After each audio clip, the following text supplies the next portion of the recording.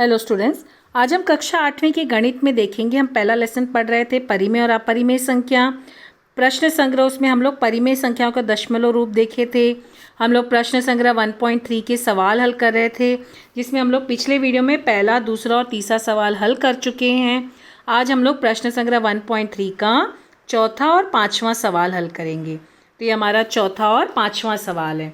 तो पहले हम लोग चौथा सवाल देखेंगे, -103/5। तो जब हमें भाग देना होता है तो हम क्या करते हैं, अंश को जो है वो हर से हम भाग देते हैं। तो 5 से भाग देना, अब देखो 5 संख्या छोटी है, 103 बड़ी है, तो हमें यहाँ पे दशमलव अब लेने की ज़रूरत नहीं। हम पहले जैसे नॉर्मल भाग देते हैं वैसे करेंगे। तो 5 × 2 कितना हुआ, 10। तो यहाँ पे क्या हो जाएगा, ये हमारा आंसर जो है, यहाँ पे तो 0 हो गया, 3 बचा। ठीक है, तो अब यहाँ पे 3, अब जो है संख्या क्या हो गई, यहाँ पर 3 आ गई ना। तो हमें यहाँ पर क्या करना है, इसको जो है 30 ले आए। तो क्या हो जाएगा, यहाँ पर दशमलव लगा दिए। ठीक है, दशमलव लगाए तो कितना मिला हमको, 5 6 30, 30 मिला। तो हो गया हमारा 20.6। यहाँ पे देखो हमको आंसर 0 मिला है, 0 मिला है।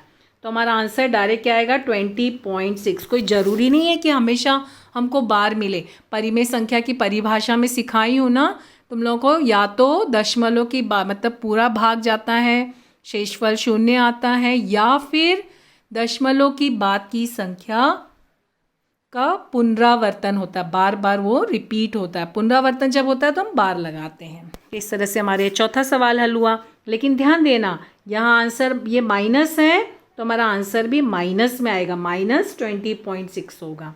ये माइनस प्लस का ध्यान देना। ठीक है, चलो अभी हम पाँचवा सवाल हल करते हैं। पाँचवा सवाल क्या दिया है, -11/13। तो हमें जब भाग देना है तो हमें क्या करना है, अंश को हर से भाग देना है। ठीक है, तब यहाँ पे देखो, चूँकि 11 संख्या जो है वो छोटी है, 13 बड़ी है, तो अब हम लोग यहाँ पे 0 पॉइंट लेंगे। ठीक है, 0 पॉइंट, तो 110 हो गया। तभी किससे जाएगा, 8 से। ठीक है, 13 × 8 कितना हो जाएगा, 104। पहाड़ा आना चाहिए, पहाड़ा जो है रोज़ घर में कम से कम पहाड़ा चाहिए। तो पेपर पे लिख के कहीं चिपका दो, रोज़ पढ़ो, रोज़ पहाड़ा पढ़ो। ठीक है, तो यहाँ पे कितना, यहाँ पे माइनस किए तो कितना हो जाएगा, ये 6, 104, 6 बचा है ना। फिर यहाँ पे चूँकि दशमलव लगा है तो 60 हो गया। तो अभी यहाँ पे कितना हो जाएगा, यहाँ पे 8 3 24, हाँ, तो कितना हो जाएगा यहाँ पे 60। तभी किससे जाएगा, 4 से।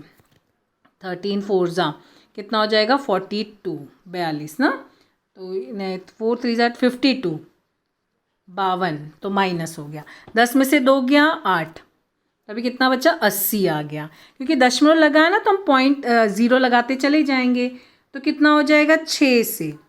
13 × 6 कितना हो जाएगा, यहाँ पर 6 3 18, 6 1 78। तो कितना बचा, 2, 20 आ गया। तो यहाँ पे कितना बचेगा, तो 20 हो गया। तो 13 × 1 13, तो कितना बचा, 7 70।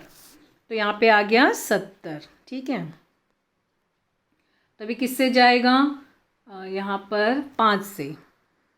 13 × 5 कितना हुआ, 65, 65। तो कितना बचा, 50।